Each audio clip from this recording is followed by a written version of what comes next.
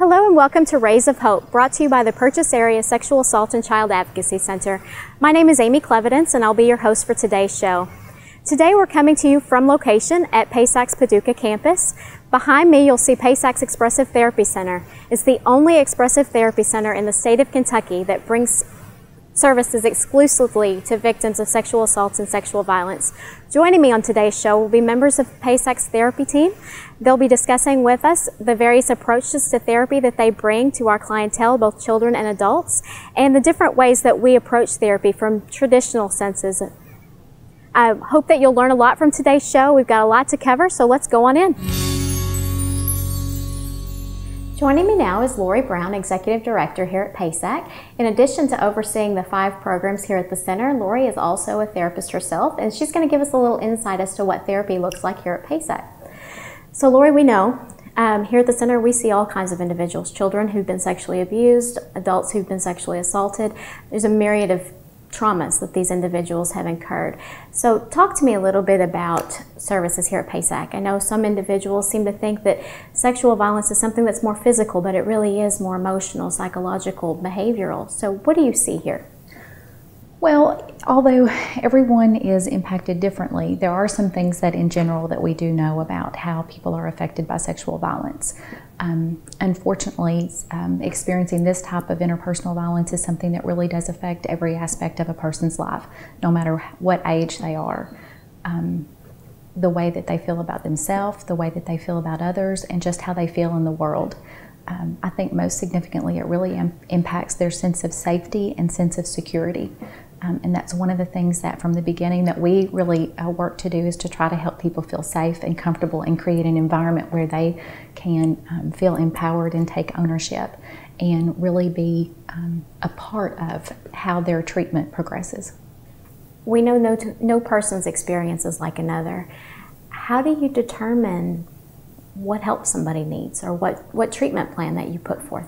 Well, here we really do start with, or we really do take, I think, the kind of an art and science to healing approach. We begin with what we know about how the brain and body are impacted by trauma. This is the most exciting time to work in this field of trauma treatment because we're learning more and more all the time as different fields have come together, learning how the brain works in addition to the field of psychology and other mental health disciplines. We're learning so much about how the experiences that we have affect our brain, but how creating new experiences also help to shape. And so when someone first comes to the center, we start off with a very thorough formal assessment, trying to figure out what it is that they are experiencing on a day-to-day basis. What are the problem areas that they're struggling with, so we can tailor their treatment plan, develop the treatment objectives to meet their needs. Again, we want them to be part of that treatment plan. It's important for them to feel like they're in control of the healing process, and we want to find or we want to help create experiences that are going to be meaningful for them, that are going to help them really address the things that are causing difficulty for them. I think when people think about therapy in traditional terms, they tend to think about a lot of talk. But you mentioned the art and science of healing, and we've got some art right here behind us. How does PASAC approach therapy? Well, we do we do a lot of talk therapy here, but in addition to that, in order to really address the ways that the brain and the body are impacted by trauma, we know that it's important to really incorporate other types of practices into what we do. So in addition to the traditional psychodynamic and cognitive behavioral types of therapy, which focus a lot on talk and the interpersonal relationship that we have with our clients, we also include more expressive, body-oriented and mindfulness types of practices, again, to really get at those most basic underlying processes on how people are impacted by their previous experiences. Tell me about this painting. As we go through the center today, you're going to see lots of different pieces that clients have left behind, I have to tell you that this is one of my favorite, because I really do think it speaks to the importance of the expressive art therapy work that we do here at PASAC. This was created by several very, very young children in a family that I worked with several years ago, right after we opened this Expressive Arts Therapy Center. And when these children first came to the center, I do think that they were examples of how severe the long-lasting effects of trauma can be.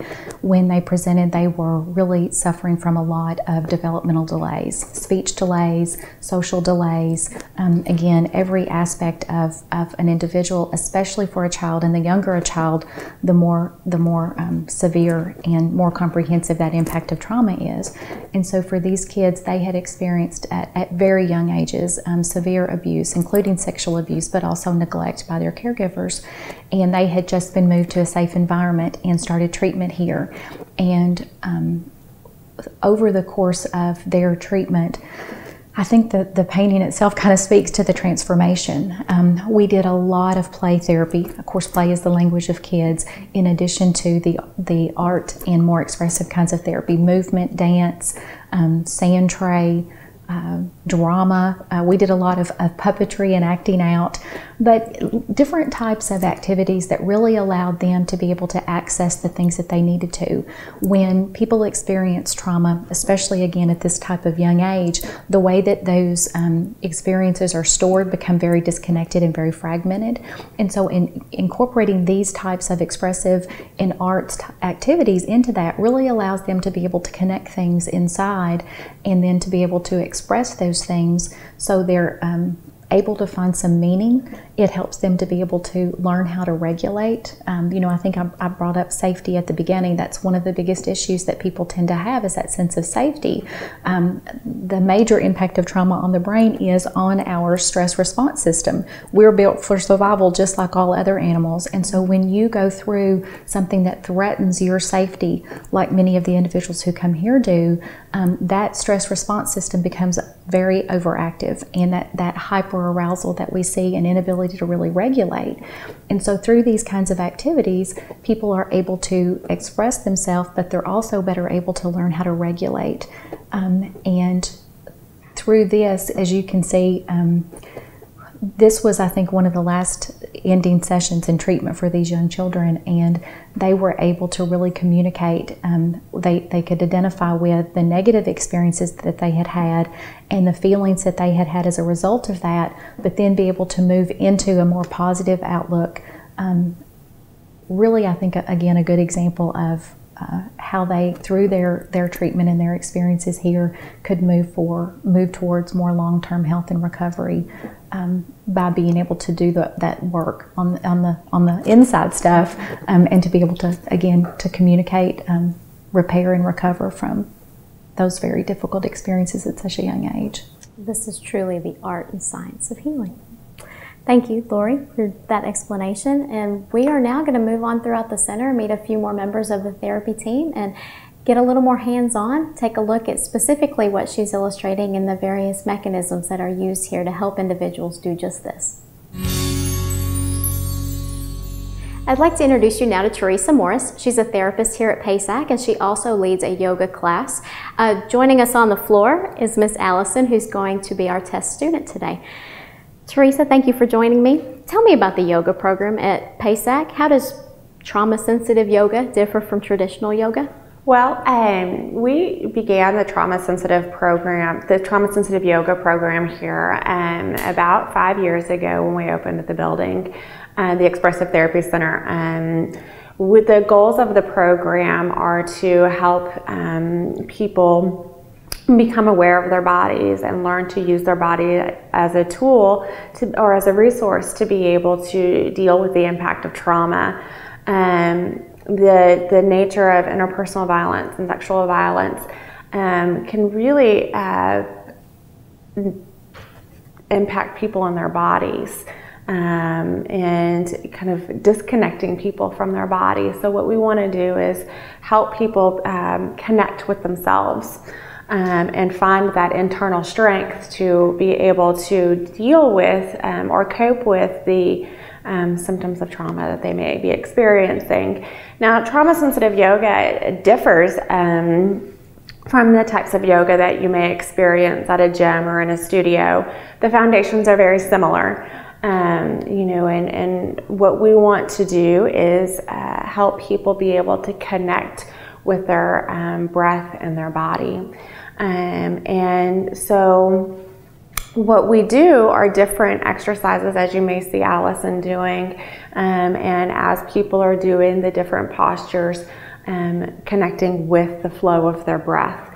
There is research that has been, the research shows us that yoga has an impact on people's sympathetic nervous system, then their parasympathetic nervous system, or their relaxation system in their body.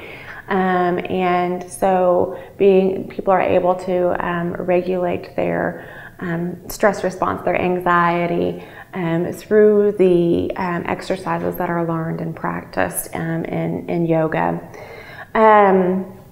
So the postures and the breathing are very similar in what you would find in a studio or at the gym. And what makes trauma-sensitive yoga different is that the setting that we're in.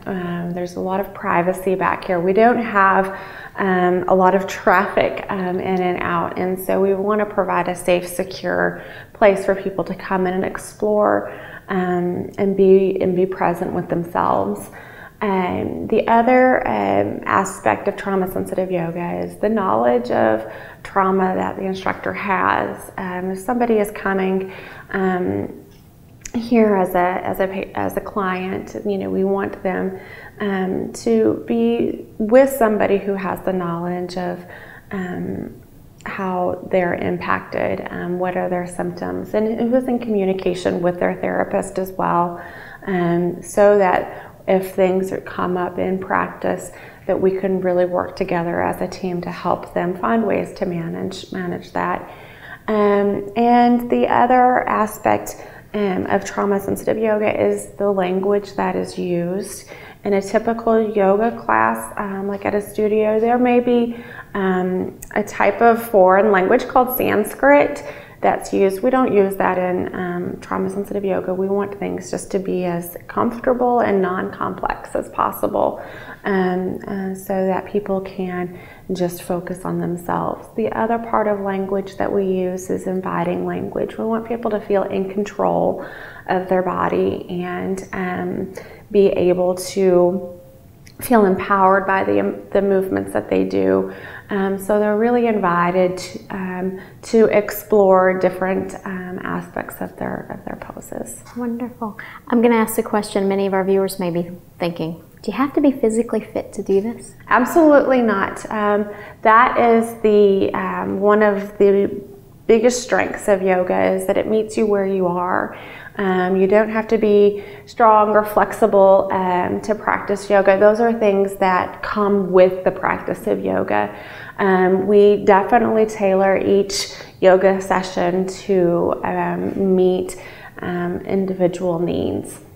And this is for adults, or do you provide these services for children as well? Oh, we provide them to everybody that comes here. We have individual sessions for adults and children. I've even done yoga classes with families, and together, and that's been a lot of fun. So ultimately, this is just part of your comprehensive program. Absolutely. Wonderful. Thank you so much for joining us, Allison. Thank you for the display today. I'm joined now by Kelly Morrow. Kelly is our clinical coordinator here at PASAC. Kelly, we're in the sand tray room. I remember the first time I walked into this room and I was overwhelmed by the thousands of characters that line the wall and just the simple fact that there's a sandbox inside this room. What happens in here? Well, like you said, there are thousands of figures in here. Some of these are from different cartoons or movies. Some of them are just nature and animals and things like that. And what we allow people to do in this room is really be able to use any figures that they see in here to create worlds to tell stories about themselves, experiences they've had, problems that they have, what they want for the future, anything like that, as just another creative, expressive way for people to connect with whatever's going on with them internally. So it's about symbolism. Yes. Do you analyze what you see in the tray? Like, take this tray for example. I think some people may be hesitant that if I pick this, they're going to think that. So how do you get beyond that? Well, pretty much the directive that I give people is simply use as many or as few figures as you want to create your world in the sand. That's usually a generic way for me to put it, and they pick whatever they want to and create their world in the sand. And then I give them the opportunity to say as much or as little as they want about what they created. So it's really about them and their experience in making this world. So it's not one of those things where I'm going to interpret what they choose to put in there. That doesn't have meaning to me, it has meaning to them. What benefit do your clients have from doing something, an activity like this? I think it allows for them to be able to connect with maybe a different part of themselves, a different level of understanding of how they maybe do feel about a situation or a person. And it also, for people who maybe aren't necessarily so creative and like to paint or collage or something like that, there's really nothing that they have to do other than choose figures for them. So it's more about them expressing themselves as opposed to having to create something. Take me through a scenario with an adult. I'm certain that you use this with children, but I'm thinking as an adult, when I walked in this room, I might feel reluctant. It's been many years since I've played in a sandbox. Do you feel that reluctance to adults, and how do you get them to engage in this process? Well, I give them pretty much the same directive that I'll give a child, and create your world in the sand. Tell me about you in the sand tray. And I acknowledge for them, you know, it can be awkward. It can feel like playing and like, how is this helpful? Some adults are very hesitant and will just stand very timidly and not choose figures, and some immediately like start naming like, oh, I remember this movie whenever I was a child. So it allows for them to be able to create something again without that pressure of having to create. And it's another way for them to be able to express that. And once I think they try it and get over that initial fear, it's really one of those things that people can become very comfortable with. You have another tool in your tool bag, a little chalkboard table over here. Can you take me through this chalkboard and explain what happens here? So what you're seeing here is our chalkboard table, and we use this table for a lot of different projects. I have out here now our genogram, which is essentially a fancy way of saying a family tree. And one of the things that we know about sexual abuse is that a lot of times it happens within the family. So it's important for somebody to be able to use the sand tray figures to express their family, their feelings about different members in their family, and those relationships. So you'll see that this is an example of how somebody would have laid out their siblings, their parents, step-parents, and I just give them the directive kind of similar to the sand tray of just choose figures that show what you think and feel about that person as a way for them to be able to express those feelings without using those words. And how does drawing or mapping out a family help somebody? Is it a way to get them to talk about individuals perhaps they haven't spoken about before? It is a way for them to talk about their relationships with those family members. It's a way for them to talk about their perceptions about those family members. Sometimes somebody might have an idea that this person is great and wonderful, but truly they may feel like they're a fierce lion that's very scary to them, and they might not really be able to say that, but being able to choose a figure allows for them to do that. So this is just another way for individuals to be creative without having to be creative. Right. We also use this table for different projects, like problem circles. We'll have someone choose a figure to represent what the problem is for them, what they're struggling with, and I think it allows for them to connect some meaning to that without just saying like, I'm struggling with my relationship with my dad. They can choose something to represent that, and it has a little bit more something to it that allows them to have something tangible to work with after that. When you work with clients and you bring them in this room, is this something you do exclusively, or is it done in conjunction with other forms of therapy? It's done in conjunction with other forms of therapy. Obviously, this is a type of therapy, so it could be done exclusively. Sand tray work can be done exclusively to work on trauma, but we use it in conjunction with art, with yoga, with collage, with anything like that. So it's just one tool of many that we use. Fantastic. Thank you, Kelly, for providing us with this glimpse today, and now we'll take a look at our art room and get a little more information about how that works. Joining me now is Allison Taylor, a therapist here at PASAC, and we are here in the main art room here at the Expressive Therapy Center. Allison, Lori mentioned earlier that there is an art and science to healing. Talk to me a little bit about how you use art in your treatment plans.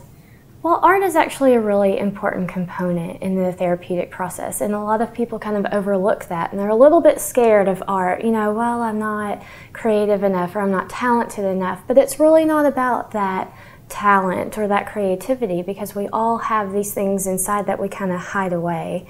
And that's what art is used for in therapy, is to help a person become more aware of themselves, to help them become more aware of their feelings, of their thoughts, of who they are as a person, and for them to recognize the growth that happens in therapy. And it's not just about coming in here and picking up a paintbrush and making a masterpiece.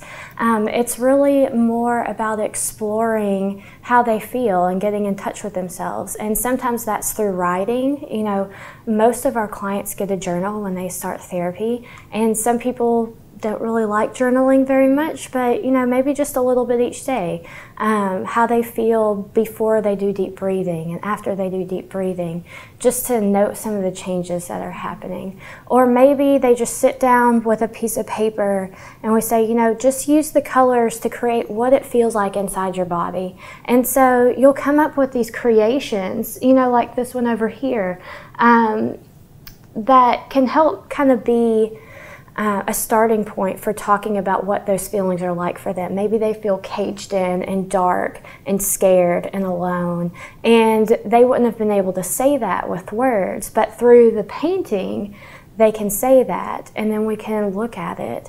And it's not about us as a therapist saying, what does this mean and what does that mean?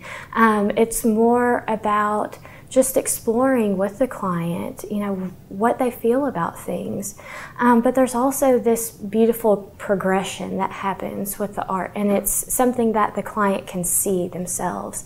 And so, as you can see up here on the wall, a client might come in the beginning of therapy and make a very dark piece, and maybe we start identifying feelings through that art piece, and they feel afraid and they feel scared. And they feel hurt. And as we go through therapy and we work on different coping skills and work on ways that they're thinking about what happened to them, at the end of therapy they will come back and make a piece that's much brighter and has much more positive words. And it's not us telling them to do that, it's just the transformation that's happened. And then you put those two pieces side by side and it makes such an impact for people. But we also have more functional types of art forms. So like with this box here, we might decoupage a little toolbox for a person. And so they can take the toolbox, they can take their tools home. And so maybe for a child, and sometimes for adults, because they can like bubbles too, you know, in their toolbox will be bubbles, and bubbles can help them with deep breathing, because when you blow a bubble, you have to take a deep breath in and then blow it out really slow, and that helps regulate their nervous system. It helps soothe them. Or maybe in their toolbox they'll have some Play-Doh, and Play-Doh, you know, you can work it in your hands and kind of tense and release muscles, kind of like a progressive muscle relaxation. So it helps them to remember what coping skills they're using in therapy. And so we've also got more functional pieces like this little box. I love little boxes, and we can decorate little boxes in any way that the client wants to do. But this little box could be used for like a feelings box. Maybe each day I ask a client to take 5 minutes before they go to bed and write down the feelings that they've had during the day and put them in the box. Or maybe it's used so that they can put that in the box and then we give it to their parents, and then the parents look at them and they can start a discussion about their feelings, getting the parents involved there. Or maybe the box is used to hold bad thoughts that they have, that they can bring their box in later, and we can look at those bad thoughts and work on how to change them and how to help them grow with that. So there are so many different possibilities with art therapy. I love the fact that you don't have to be an artist in order to take part of that. And it seems from the tools that surround us, from the collage on the wall and the mask and the painting, that there truly is something for everybody to explore. There is, and even if they don't feel like they have a real creative side, you know, amazing things can come out of it. A client might look back at that and say, wow, I didn't even know that that's what I was thinking or feeling, and there it is in their creation.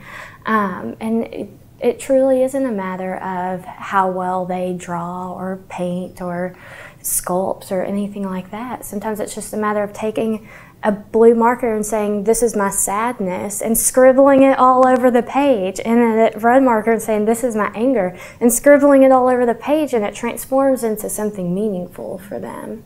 And that's really the therapeutic part of it. Allison, thank you so much for that explanation. Appreciate having you today. Thank you. And to our viewers, I want to say thank you for taking this journey with us today. Hopefully you've learned a little more about what therapy looks like here at PASAC. If you're an individual who finds this interesting and would like to take part as a volunteer, we'd love to have your helping hands. Or perhaps you're a friend or family member of someone who you think may need our service. Maybe you need our service. We encourage you to reach out to us. All of the services provided here at the center with this great therapy team are provided entirely free of charge. Call us here at the Paducah office. Our number is 534-4422. And again, thank you for joining us today for Rays of Hope.